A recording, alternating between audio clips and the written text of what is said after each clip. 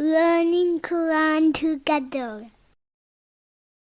بسم اللہ الحمدللہ والصلاۃ والسلام علی رسول اللہ۔ آج سے ہم سورہ مریم شروع کریں گے۔ یہ مکی صورت ہے، اس میں 6 رکوع اور 98 آیات ہیں۔ بسم اللہ الرحمن الرحیم۔ کاف ہا یا عین صاد، یہ حروف مقطعات ہیں اور ان کے معنی کو اللہ تعالیٰ ہی جانتے ہیں۔ ذکر رحمتی ربی کا ذکر ہے آپ کے رب کی رحمت کا، عبدہ زکریا، اپنے بندے زکریا پر، یعنی یہ اللہ تعالیٰ کی اس رحمت کا بیان ہے جو اس نے اپنے بندے زکریا پر کی۔ زکریا علیہ السلام اللہ تعالیٰ کے پیغمبر تھے اور ان کا تعلق بنی اسرائیل سے تھا۔ حضرت مریم علیہ السلام کی والدہ کے بہنوئی تھے اور پیشے کے اعتبار سے بڑھئی تھے۔ اللہ تعالیٰ نے اپنی رحمت کو حضرت زکریا علیہ السلام کی زندگی میں مجسم کر کے دکھایا ہے۔ اللہ تعالیٰ نے ان کے حالات اور ان کے صالح اعمال اور عمدہ صفات کا ذکر فرمایا ہے تاکہ عبرت حاصل کرنے والے عبرت حاصل کریں اور پیروی کرنے والے ان کی زندگی کا بغور مطالعہ کریں تاکہ پیروی کرنا ممکن ہو جائے۔ اذ نادا ربہ، جب اس نے اپنے رب کو پکارا، ندا ان خفیہ، چپکے چپکے۔ نادا کے معنی ہے دعا کی اور رغبت سے پکارا۔ حضرت زکریا علیہ السلام نے تنہائی میں اپنے رب سے اخلاص کے ساتھ دعا کی، دل کی بات کھول کر سامنے رکھی اور قربت کی حالت میں اپنے رب کو پکارا۔ قالا، اس نے کہا، ربی انی وہن العظم منی، اے میرے رب یقیناً میری ہڈیاں کمزور ہو گئی ہیں، واشتعلا، اور بھڑک اٹھا، الرأس، سر، شیباً، بڑھاپے سے، ولم اکن بدعائک، اور نہیں میں ہوا پکار کر تجھے، ربی شقیہ، اے میرے رب کبھی نامراد۔ جب انہوں نے اپنے آپ کو کمزور ہوتے ہوئے دیکھا تو انہیں اس بات کا خدشہ ہوا کہ وہ اس حالت میں وفات پا جائیں گے کہ بندوں کو ان کے رب کی طرف دعوت دینے اور ان کے ساتھ خیر خواہی کرنے والا اور کوئی نہیں ہوگا، تو انہوں نے اپنے رب کے پاس اپنی ظاہری اور باطنی کمزوری کا شکوہ کیا اور چپکے چپکے پکارا تاکہ یہ دعا اخلاص کے لحاظ سے مکمل اور افضل ہو۔ زکریا علیہ السلام نے کہا کہ اے میرے رب یقیناً میری ہڈیاں کمزور ہو گئی ہیں، سر میں سفیدی کی آگ لگی ہے اور سر تیزی سے اس کی لپیٹ میں ہے، ان قریب اس میں کوئی سیاہ بال باقی نہیں رہے گا۔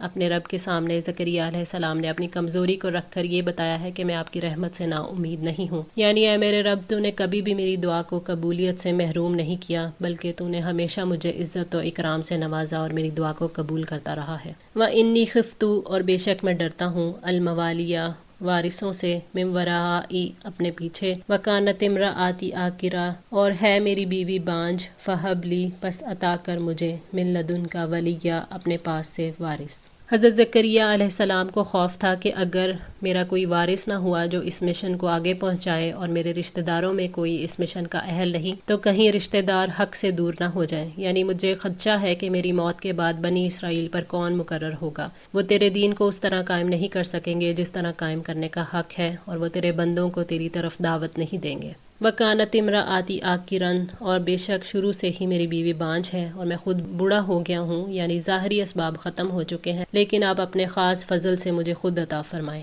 یارثونی، جو میرا وارث ہو، و یارثو من آل یعقوب، اور آل یعقوب کا بھی وارث ہو، وجعلہ ربی رضیہ، اے میرے رب اسے پسندیدہ بنا۔ اس سے مراد یہ ہے کہ مجھے ایسا لائق بیٹا مل جائے جو میرا اور پیغمبرانہ مشن کا وارث ہو، یعنی اسے نیک بندہ بنا جس سے تو راضی ہو اور تو اسے اپنے بندوں کا بھی محبوب بنا دے۔ زکریا علیہ السلام نے اللہ تعالیٰ سے صالح بیٹے کی دعا کی جو ان کے مرنے کے بعد باقی رہے، ان کا والی اور وارث بنے، اللہ تعالیٰ اور اس کی مخلوق کے نزدیک پسندیدہ اور نبی ہو۔ وہ جانتے تھے کہ اس کائنات کی اصل حقیقت اللہ تعالیٰ کی ذات ہے اور وہ چاہتے تھے کہ اللہ تعالیٰ کائنات کا پسندیدہ بیٹا انہیں عطا کرے تو وہ ان کے لیے بھی مضبوط سہارا ہوگا اور صدقہ جاریہ بھی ہوگا۔ یا زکریا، اے زکریا، انا نبشرک بغلامی، یقیناً ہم آپ کو ایک لڑکے کی بشارت دیتے ہیں، اسمہ یحییٰ، جس کا نام یحییٰ ہوگا، لم نجعل لہ من قبل سمیہ، اس سے پہلے ہم نے اس کا کوئی ہم نام نہیں بنایا۔ اللہ تعالیٰ نے حضرت زکریا علیہ السلام کو خوشخبری سنائی کہ آپ کی دعا قبول ہوئی،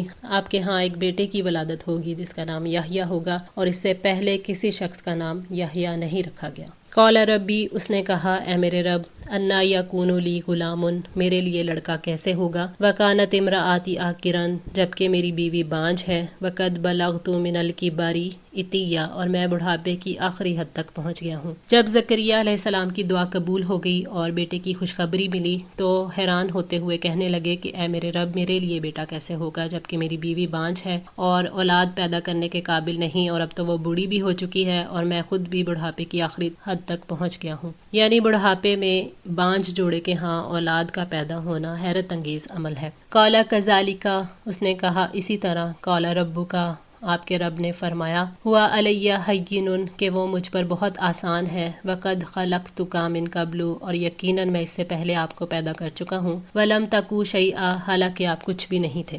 فرشتوں نے کہا کہ اللہ تعالیٰ نے بیٹا دینے کا فیصلہ کر لیا ہے اور اب ایسے ہی ہوگا، اور یہ اللہ تعالیٰ کے لیے مشکل نہیں۔ آپ اللہ تعالیٰ کی قدرت کو اپنے وجود میں دیکھو، تمہارا نام و نشان تک نہیں تھا، پھر اس نے تمہیں پیدا کیا۔ قال رب اجعل لی آیاتن، اس نے کہا اے میرے رب آپ میرے لیے کوئی نشانی مقرر فرمائیں۔ قال آیاتک، فرمایا تیرے لیے نشانی یہ ہے، اللہ تکلم الناس، کہ نہ تو کلام کرے گا لوگوں سے، ثلاث لیال، 3 راتوں تک، سویہ، تندرستی کے باوجود۔ حضرت زکریا علیہ السلام نے اللہ تعالیٰ سے دعا کی کہ اے میرے رب مجھے اس وعدے کی کوئی نشانی بتا دیں تاکہ میرا دل مطمئن ہو۔ یہ اللہ تعالیٰ کی بشارت میں شک نہیں ہے، بلکہ ویسے ہی ہے جیسے ابراہیم علیہ السلام نے فرمایا تھا۔ اور جب ابراہیم نے کہا اے میرے رب مجھے دکھا کہ تم مردوں کو کیسے زندہ کرے گا، اللہ تعالیٰ نے فرمایا کیا تو یقین نہیں رکھتا؟ اس نے کہا کیوں نہیں، لیکن اس لیے کہ میرا دل مطمئن ہو جائے۔ تو اللہ تعالیٰ نے فرمایا تو پرندوں میں سے 4 لے کر انہیں اپنے سے مانوس کر، پھر ہر پہاڑ پر ان کا ایک ٹکڑا رکھ دے، پھر انہیں بلاؤ، وہ تمہاری طرف بھاگتے چلے آئیں گے، اور جان لو کہ یقیناً اللہ تعالیٰ سب پر غالب، کمال حکمت والا ہے۔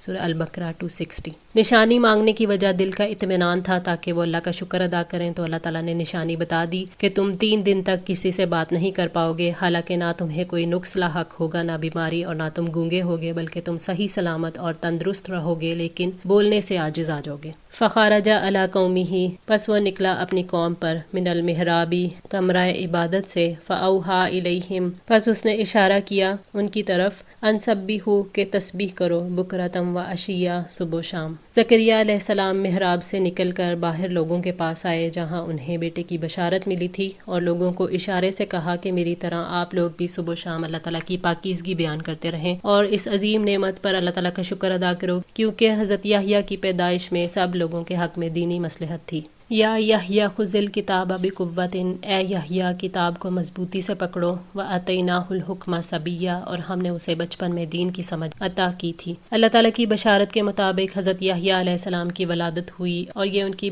جوانی اور ان کی عمدہ تربیت پر دلیل ہے کہ اللہ تعالیٰ نے حکم دیا کہ اللہ کی کتاب کو قوت، کوشش، محنت اور شوق سے پکڑے رکھیں، اس کے الفاظ اور معنی کی گہرائی کو سمجھیں، اس پر عمل کرنے کے لیے اس کے احکامات کو سمجھیں۔ اللہ تعالیٰ نے انہیں بچپن ہی سے اپنے احکامات اور اس کی حکمتوں کی سمجھ عطا فرمائی، اور انہیں علم، فہم، نیکیوں کا شوق، رغبت اور ان کے حصول کے لیے محنت اور کوشش کرنے کے جذبے، سبھی کچھ عطا کر دیا۔ وحنانن، اور نرم دلی، من لدنا، اپنے پاس سے، وزکاتن، اور پاکیزگی، وکانا تقیہ، اور تھا وہ پرہیزگار۔ یحییٰ علیہ السلام کو نرم دلی کے لیے تکلیف نہیں کرنی پڑی، انہیں فطری طور پر ہی نرم دلی عطا کی گئی، جس کی وجہ سے ان کے حالات کی اصلاح ہوئی، ان کے اعمال اور معاملات درست اور آسان ہوئے۔ اللہ تعالیٰ نے انہیں باعث برکت بنایا، زندگی بھر نیک رہے۔ اللہ تعالیٰ نے حضرت یحییٰ علیہ السلام کو گناہوں اور آفتوں سے پاک کیا تھا، جس کی وجہ سے وہ برے اخلاق، بری صفات سے پاک ہو گئے اور اخلاق حسنہ کے حامل ہوئے۔ اللہ تعالیٰ کے احکامات کی تعمیل کرنے والے تھے اور منع کیے ہوں کو چھوڑنے والے تھے۔